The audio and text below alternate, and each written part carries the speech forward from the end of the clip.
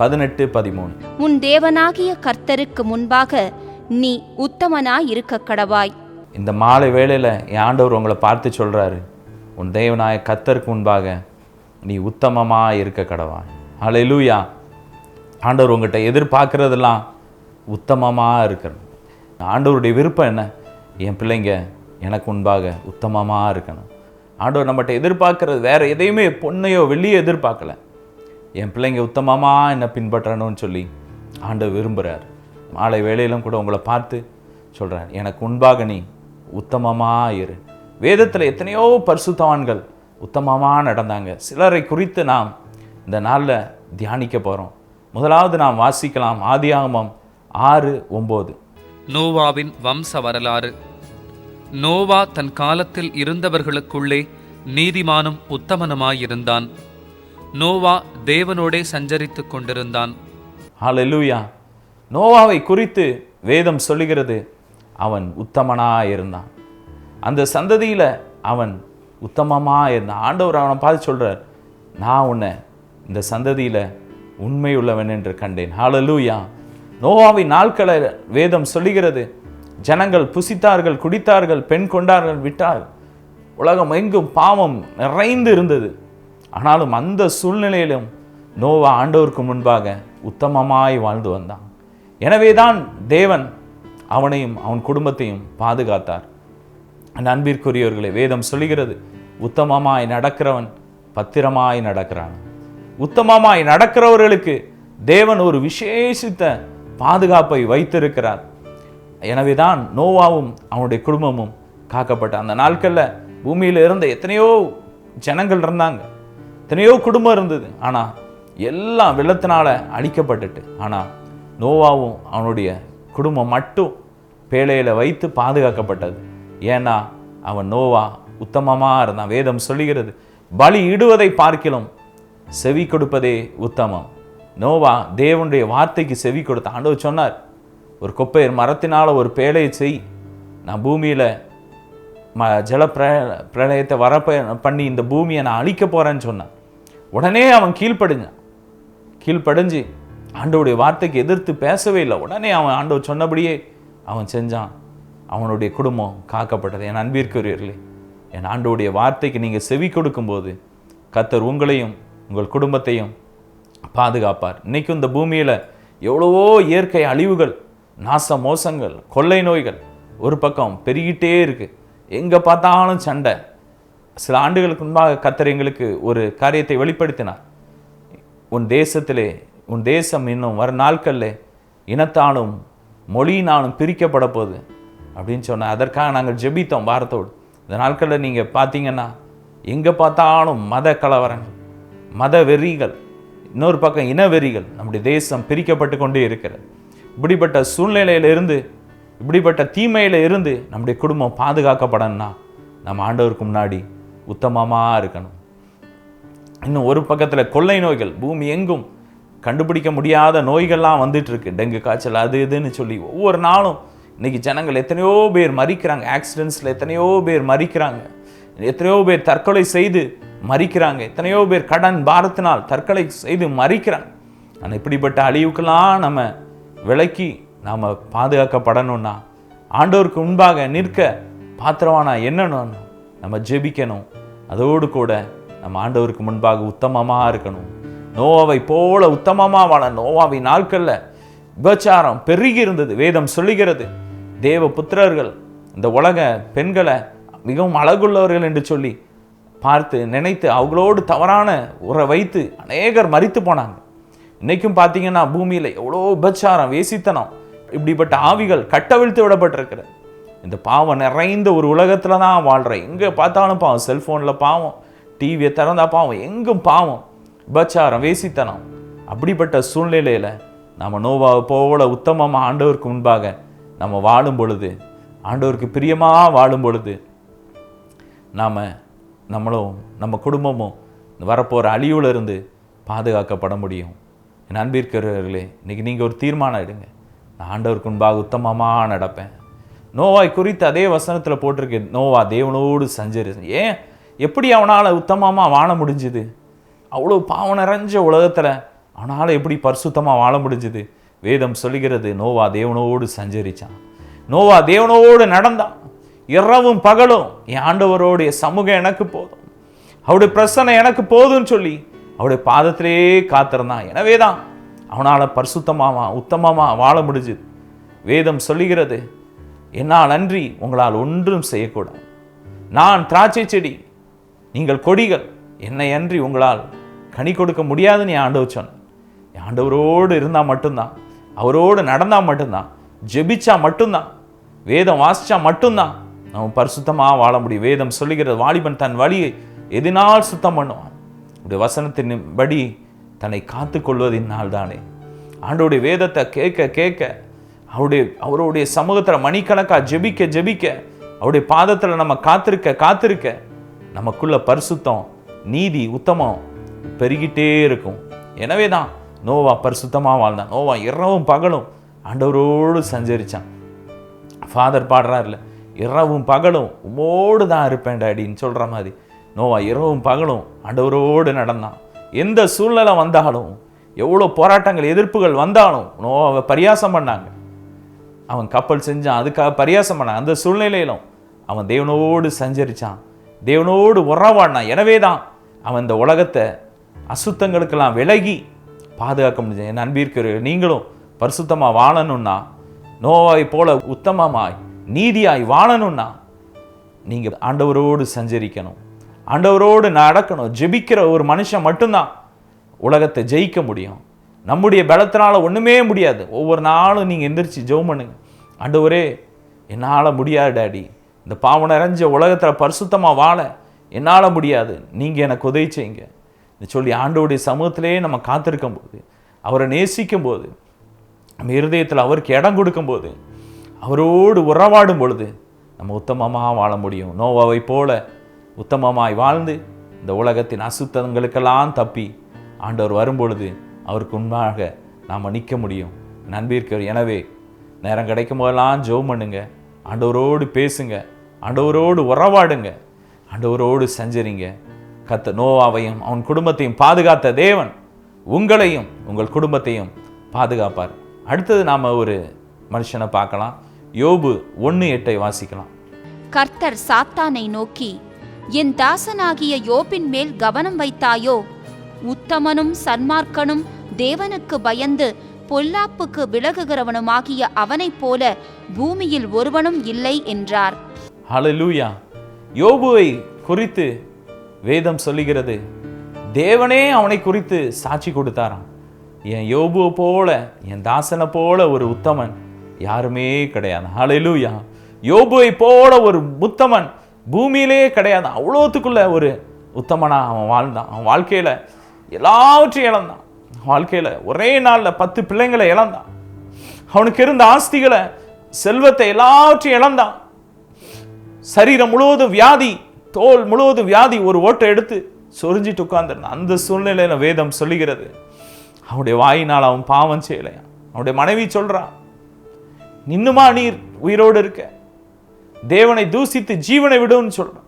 அந்த சூழ்நிலையில் அவன் சொல்றான், தேவனிடத்தில் நன்மையை பெற்றனா அவரிடத்தில் எப்படி தீமையை பெறாமல் இருக்க முடியும்னு சொல்லி அவன் தேவனை மகிமைப்படுத்தினான். அந்த சூழ்நிலை இன்னைக்கு நம்ம சின்ன ஒரு பாடு வந்துட்டுனா, வியாதி வந்துட்டுனா, ஆண்டவர் நம்ம தூசிக்க, ஆண்டவர் கண்ணே இல்லை, ஆண்டவர் பார்த்துட்டு இருக்க சும்மா இருக்காருன்னு சொல்லி நம்ம புலம்புறானா. யோபு அவ்வளோ உபத்திரவத்தின் மத்தியிலும் என் ஆண்டவர் அவன் மறுதடிக்கலை, ஆண்டவரை விட்டு கொடுக்கலை, பிசாசுக்கு முன்னாடி ஆண்டவரை வெக்கப்பட விடலை. பல ஆண்டுகளுக்கு முன்பாக டிஜே தினகரன் அங்கிள் அவங்களுடைய அருள் நிறையில் அடிக்கடி சொல்லுவாங்க, அவங்க வாழ்க்கையில் அவங்களுடைய ஒரே மகள் ஏஞ்சல் இறந்த போது அவங்க மிகவும் துக்கத்தில் இருந்தாங்களாம். இனி நான் எப்படி இயேசு நல்லவர்னு சொல்லி பிரசங்கம் பண்ணுவேன்னு சொல்லி அவங்க மிகுந்த வேதனையில் குடும்பமாக உட்காந்து அழுதுகிட்டே இருக்கும்போது, எந்த ஊழியமும் அவங்க அந்த டைமில் செய்யலை, ஜெபிக்க முடியலை. உட்கார்ந்துருக்கும்போது என் ஆண்டவர் இறங்கி வந்தாராம், பேசினாராம், அன்பு மகனே, சாத்தானுக்கு முன்பாக நான் சொல்லியிருக்கிறேன், என் மகன் என்னை மகிமைப்படுத்துவான்னு சொல்லி, மறுதளிக்க மாட்டான்னு சொல்லியிருக்கேன், நீ என்னை வெட்கப்படுத்த ஆண்டவர் கேட்டாராம். அப்போ தான் அவன் சொன்னாங்க, ஆண்டவரே நான் உங்களை வெட்கப்படுத்த மாட்டேன் டாடி, இந்த சூழ்நிலையிலையும் நான் உங்களுக்காக வாழ்வேன், உங்களை மகிமைப்படுத்துவேன்னு சொல்லி ஆண்டவருக்காக அவங்க மீண்டும் எழுந்து அந்த ஊழியத்தை செஞ்சு இன்னைக்கு உலகம் முழுவதும் அந்த ஊழியம் மகிமையாக இருக்கு. அநேக குடும்பங்களுக்கு அந்த இயேசு அழைக்கிறார் ஊழியம் இன்னைக்கு ஆசீர்வாதமாக இருக்குது. என் அன்பிற்குரியவர்களே, எந்த சூழ்நிலை வந்தாலும் சரி யோபுவை போல நம்ம உத்தமமாக இருக்கணும். யோபு தன் வாயினால் அவன் பாவம் செய்யவே இல்லை. அந்த சூழ்நிலை மத்தியிலும் ஆண்டவரை மகிமைப்படுத்தினான். என் அன்பிற்குரிய நீங்கள் ஒரு தீர்மானம் எடுங்க. என்ன வந்தாலும் சரி, எந்த சூழ்நிலை வந்தாலும் சரி, என் செல்லத்தை நான் மகிமைப்படுத்துவேன். அவரை நான் மறுதளிக்க மாட்டேன். அவர் எனக்கு போதும், அவரை நான் மகிமைப்படுத்துவேன்னு சொல்லி தீர்மானம் எடுங்க. அதற்கு பின்பா யோபு 31 அதிகாரத்தில் நீங்கள் பார்த்தீங்கன்னா அவன் வாழ்க்கையில் அவனுடைய பரிசுத்தத்தை குறித்து எழுதியிருக்கிறான். அவன் எப்படி பரிசுத்தமாக வாழ்ந்தான்.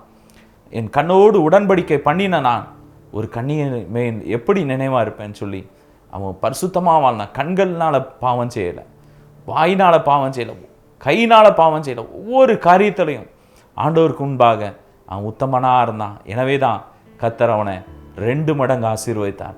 இழந்த எல்லாவற்றையும் கர்த்தர் அவனுக்கு 2 மடங்கு திரும்ப கொடுத்தார். என் அன்பிற்குரியவர்களே, நீங்கள் உங்கள் வாழ்க்கையில் ஒருவேளை சுகத்தை இழந்திருக்கலாம், ஒருவேளை பணத்தை இழந்திருக்கலாம், ஆரோக்கியத்தை இழந்திருக்கலாம், சந்தோஷத்தை இழந்திருக்கலாம், சமாதானத்தை இழந்திருக்கலாம்.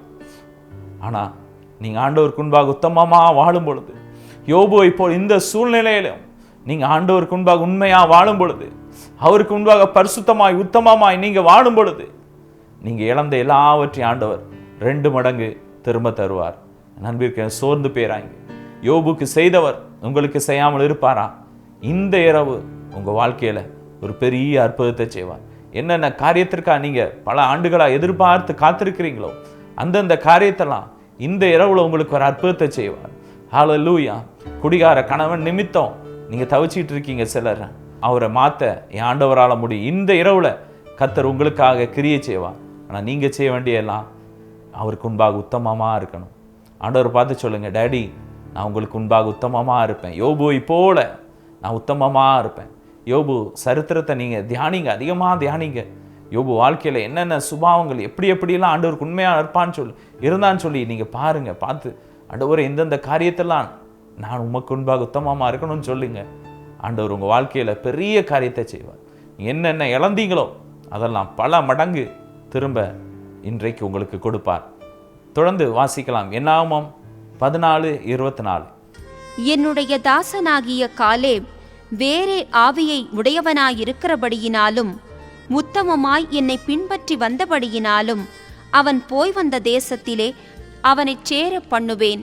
அவன் சந்ததியார் அதை சுதந்தரித்துக் கொள்வார்கள். ஹல்லேலூயா. காலேபை குறித்து இந்த இடத்துல வேதம் சொல்லுகிறது, காலேபனை உத்தமமாய் பின்பற்றினான். ஹல்லேலூயா. காலேப் உத்தமமாய் ஆண்டவரை பின்பற்றினான். எனவே தான் அவன் போய் வந்த தேசத்தை கர்த்தர் அவனுக்கு கொடுத்தார். அவனுக்கு மாத்திரமல்ல, அவன் பிள்ளைகளுக்கும் ஆண்டவர் கொடுத்தார். ஹல்லேலூயா. நீங்க உத்தமமா நடக்கும் பொழுது கர்த்தர் உங்களையும் ஆசீர்வதிப்பார், உங்கள் சந்ததியை ஆசீர்வதிப்பார். அவன் போய் வந்து எந்த இடத்துல போய் அவன் பார்த்து வந்தானோ அதெல்லாம் ஆண்டவர் அவனுக்கு கொடுத்தார். அவனுக்கு மாத்திரம் இல்ல, அவனுடைய சந்ததி கொடுத்தார். எந்த இடத்துல நீங்க இப்போ ஆண்டவரை மகிமைப்படுத்துறீங்களோ, வேதம் சொல்லுகிற என்னை பிரஸ்தாவப்படுத்துகிற எந்த ஸ்தானத்திலும் வந்து நான் உன்னை ஆசீர்வதிப்பேன்னு ஆண்டவர் சொல்றார். நீங்க எந்தெந்த இடத்துல ஆண்டவருக்கு பாடுகள் மத்தியில, நெருக்கங்கள் மத்தியில, நிந்தைகள் மத்தியில, அவமானத்தின் மத்தியில ஆண்டவருக்கு உத்தமமா வாழ்ந்தீங்களோ அந்த பகுதியை உங்களுக்கு ஆண்டவர் கொடுப்பார். ஹல்லேலூயா. உங்களுக்கு மாத்திரம் இல்ல, உங்க சந்ததிக்கும் கொடுப்பார். அது மாத்திரம் இல்ல, நம்ம பரம கானானுக்கு நேரா போயிட்டு இருக்கிறோம். இப்போ நம்ம ஆவியில போறோம். அடிக்கடி தேவன் நம்மளை ஆவியில கொண்டு போய் பரலோகத்தை காட்டுறார், ஆண்டவரை காட்டுறார், தூதர்களை காட்டுறார், பரிசுத்தான்களை காட்டுறார். ஆனால் நாளொன்று வரும், நம்ம உத்தமமாய் வாழும் பொழுது நித்தியமா அவரோடு வாழும். நம்ம போயிட்டு வர்ற அந்த பரலோக ராஜ்யத்தை நிரந்தரமாக அவர் நம்ம கையில் கொடுத்துருவார். ஹல்லேலூயா. நாம் என்ன செய்யணும்? அவருக்கு முன்பாக உத்தமமாய் வாழணும். காலேபை குறித்து வேதம் சொல்லுகிறது, அவன் வேறு ஆவி உள்ளவர்களாக இருந்தான்.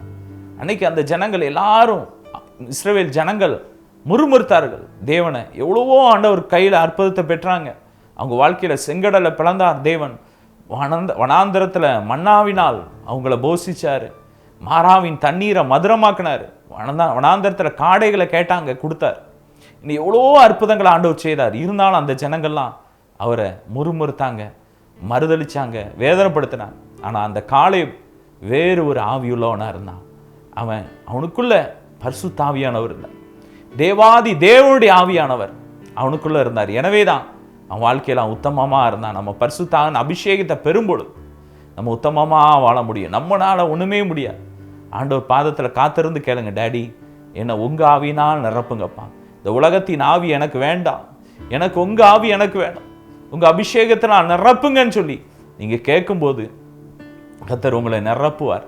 ஆவியில் நிறைஞ்சு ஜெபிக்க ஜெபிக்க அந்நிய பாஷையில் பல மணி நேரம் நம்ம ஆவியில் நிறைஞ்சு ஆண்டோடைய பாதத்தில் உட்கார்ந்து ஜெபிக்க ஜெபிக்க ஜெபிக்க நமக்குள்ள சுபாவம் மாறும். ஆண்டவரை போல நம்ம உத்தமமாக வாழ முடியும். காலேபை போல நம்மளும் உத்தமமாக வாழ முடியும்.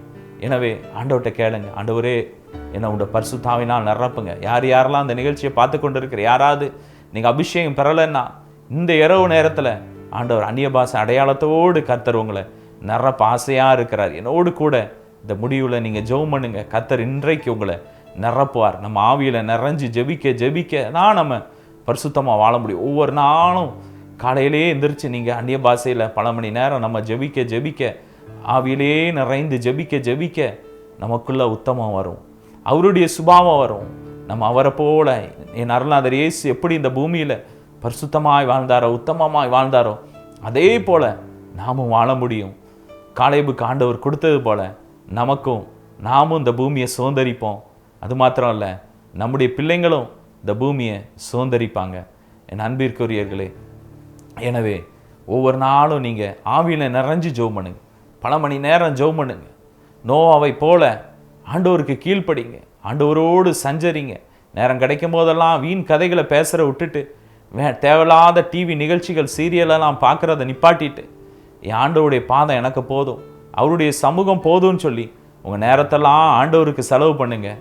அதே போல் யோபுவை போல எந்த சூழ்நிலை வந்தாலும், எவ்வளோ எதிர்ப்புகள் வந்தாலும், எவ்வளோ தூசிச்சாலும், யோபுவுடைய நண்பர்கள் அவனை எவ்வளோ தூசிச்சாங்க, அவனுக்கு விரோதமாக எவ்வளவோ பேசினாங்க. இருந்தாலும் அந்த சூழ்நிலையிலும் அந்த நண்பர்களுக்காக அவன் ஜெபம் பண்ணான். அவனுக்கு தீமை செஞ்ச அந்த நண்பர்களுக்காக அவன் தேவனுடைய பாதத்தில் காத்திருந்தான். இன்றைக்கும் கூட உங்களை யாராவது வேதனைப்படுத்தினான், அந்த ஜனங்களுக்காக நீங்கள் ஜெபம் பண்ணுங்க, திறப்பில் நின்று நீங்கள் ஜெபம் பண்ணுங்க. கர்த்தர் உங்கள் வாழ்க்கையில் உங்கள் சிறையிருப்பை மாற்றுவார். இந்த இரவில் உங்கள் வாழ்க்கையில் ஒரு பெரிய அற்புதத்தை செஞ்சு உங்களை மகிமைப்படுத்துவார். நீங்கள் உத்தமமாக இருங்க. கர்த்தர் உங்களை உத்தமமாக, வேதம் சொல்லுகிறது, உத்தமமாக இருக்கிறவர்களுக்கு அவர் நன்மையை வழங்காதிரார். உத்தமமாக நடக்கும்போது கர்த்தர் நன்மைகளை கொடுக்கிறார். உத்தமனுக்கு கர்த்தர் துணை என்று வேதம் சொல்லுகிறது. நம்ம உத்தமமாக நடக்கும்போது ஆண்டவர் நமக்கு துணையாக இருக்கிறாரு. எனவே சோர்ந்து பேராங்க, என்னோடு சேர்ந்து ஜெபிக்கலாம். ஒரு விசை நாம் தலைகளை தாழ்த்தி ஜெபிக்கலாம். அன்புள்ள ஆண்டவரே, எங்கள் பரம தகப்பனே, அருமையான இந்த வேலையிலும் கூட என் அன்பு பிள்ளைகளோடு நீ பேச சொன்னேன், உத்தமமாய் நட என்று சொன்னேன். அதை நான் சொல்லியிருக்கிறேன் டாடி. இந்த வசனத்துக்கு கீழ்ப்படிந்து யார் யார் தங்களை நான் இனி உத்தமமாக நடப்பேன்னு சொல்லி ஒப்பு கொடுக்குறாங்களோ ஒவ்வொருவரையும் நீர் ஆசீர்வதிங்கப்பா, பேராய் ஆசீர்வதிங்க. வானத்தின் பலகணிகளை திறந்து இடம் கொள்ளாமல் போகும் மட்டும் ஆசீர்வதிங்க, பெருக பண்ணுங்க.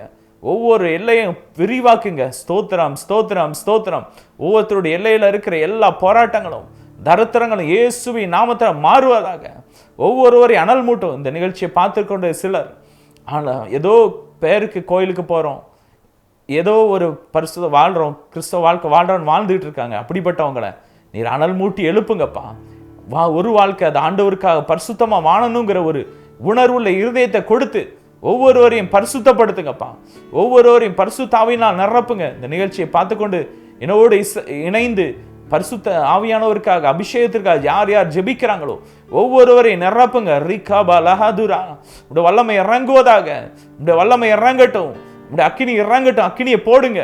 உடைய சுகமளிக்கும் வல்லமை ஒவ்வொருடைய சரீரத்தை இறங்குவதாக, ஒவ்வொருடைய சிரசின் மேல் இறங்குவதாக. ஸ்தோத்திரம் ஸ்தோத்திரம் ஸ்தோத்திரம். மேல் வீட்டு அறையில் இறங்கின மகிமை இப்பொழுது ஒவ்வொரு அறையை நிரப்புகிறபடியா ஸ்தோத்திரம். ஒவ்வொருடைய வீடுகளுக்குள்ளும் நிரப்புகிறபடியா ஸ்தோத்திரம் ஸ்தோத்திரம் ஸ்தோத்திரம் ஸ்தோத்திரம். Praise the Lord, praise the Lord, praise the Lord, praise the Lord, praise the Lord. Hallelujah, praise the Lord, praise the Lord. வியாபாரத்தில் நஷ்டத்தின் மேல் நஷ்டத்தினால் இனி தற்கொலை செய்வதுதான் வழி என்று சொல்லி ஒருவர் இந்த நிகழ்ச்சியை பார்த்து கொண்டிருக்காங்க.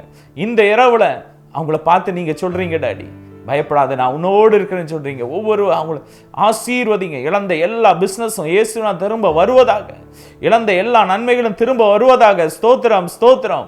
ஹalleluya. praise the lord, praise the lord, praise the lord, praise the lord. பரிசுத்தத்திற்காக ஜெபிக்கிற ஒவ்வொருவரையும் பரிசுத்தப்படுத்தும். ஒவ்வொருவரையும் உங்க ரத்தத்தை ஊத்தி கழுவுங்கப்பா. இந்த நிகழ்ச்சியை பார்த்து கொண்டிருக்க ஒவ்வொருவரையும் உங்க ரத்தத்தை ஊத்தி கழுவுங்க, ரத்தத்தை ஊத்தி கழுவுங்க. ஒவ்வொரு வீடுகளுக்குள்ளும் இயேசுவின் ரத்தத்தை தெளிக்கிறேன். தேவ மகிமை இப்பொழுது இறங்கி வந்து கொண்டு இருக்கிறது. பார்த்து கொண்டு இருக்க ஒவ்வொரு வீடுகளுக்குள்ளும் கர்த்தருடைய மகிமை இறங்கி வந்து கொண்டு இருக்கிறது. என் அருள்நாதர் இயேசு உங்க வீடுகளுக்குள் இறங்கி வந்து கொண்டு இருக்கிறார். அநேக பரிசுத்தவான்கள், அநேக தேவ தூதர்கள் உங்க வீடுகளை சூழ்ந்து இருக்கிறேன் நான் காண்கிறேன். தேவ மகிமை உங்கள் வீடுகளை சூழ்ந்து இருக்கிறேன் நான் பார்க்கிறேன். கர்த்தருடைய வல்லமை இறங்கி கொண்டு இருக்கிற. ஸ்தோத்திரம், ஸ்தோத்திரம், ஸ்தோத்திரம், ஸ்தோத்திரம். ஹalleluya. எல்லா போராட்டங்களும் மாறுகிறது, எல்லா தரித்திரங்களும் மாறுகிறது, எல்லா கடன்களும் மாறுகிறது. ஸ்தோத்திரம், ஸ்தோத்திரம். இனி இல்லைங்கிறதே கிடையாது. கர்த்தர் உங்களை நிறைவாய் ஆசீர்வதிக்கிறார். ஸ்தோத்திரம், ஸ்தோத்திரம். ஓ praise the Lord, praise the Lord, praise the Lord, praise the Lord, praise the Lord. hallelujah, praise the Lord, praise the Lord. ஒவ்வொருவரையும் ஆசீர்வதிங்கப்பா, ஒவ்வொருவரையும் ஆசீர்வதிங்க. இப்படி சுகமளிக்கும் வல்லமை ஒவ்வொருடைய சரீரத்தை இறங்கட்டும். செயல்படாத உறுப்புகள் இயேசுவின் நாமத்தினால் செயல்படுவதாக. எல்லா நரம்புகளும் புதிதாகட்டும். கண்கள் நம்முடைய வல்லமை இறங்கட்டும். கைகள் கால்கள் புதிதாகட்டும் இயேசுவின் நாமத்தினாலே. கிட்னியில் உள்ள எல்லா பிரச்சனைகளும் கர்த்தர் இப்பொழுது மாற்றிக்கொண்டு இருக்கிறார். எல்லா ஸ்ட்ரோக் ப்ராப்ளம் மாறிக்கொண்டு இருக்கிறது. ஹalleluya, praise the Lord, praise the Lord, praise the Lord. எல்லா அடைக்கப்பட்ட கற்பங்களை கர்த்தர் திறக்கிறார். ஸ்தோத்திரம், ஸ்தோத்திரம். எல்லா குடல்ல உள்ள எல்லா புண்களையும் இப்பொழுது கர்த்தர் மாற்றிக்கொண்டு இருக்கிறார். ஸ்தோத்திரம். குழந்தை பாக்கி இல்லாதவர்களுக்கு இன்றைக்கு கர்த்தர் ஒரு அற்புதத்தை செய்து கொண்டு இருக்கிறார். hallelujah, praise the Lord, praise the Lord, praise the Lord. ஒவ்வொருவரையும் ஆசீர்வதியும். சமாதானத்தால் சந்தோஷத்தால் நிரப்புங்கப்பா. ஆசீர்வதித்து பெருக பண்ணுங்க. ஹalleluya. எல்லா துதியான மகிமை உமக்கே செலுத்துகிறோம். இயேசுவின் மூலம் வேண்டிக்கொள்ளும் நல்ல பிதாவே. ஆமேன், ஆமேன். தொடர்ந்து ஒவ்வொரு வாரமும் இந்த நிகழ்ச்சியை பாருங்க. மற்றவங்களுக்கும் இந்த நிகழ்ச்சி குறித்து சொல்லுங்க. என்ன ஜெப தேவை எதுவாக இருந்தாலும் எங்களோடு தொடர்பு கொள்ளுங்க. நாங்கள் உங்களுக்காக ஜெபிக்க எப்போதும் ஆயத்தமாக இருக்கிறோம். இந்த நிகழ்ச்சியை பற்றிய உங்கள் கருத்துக்களை எங்களுக்கு தெரியப்படுத்துங்க.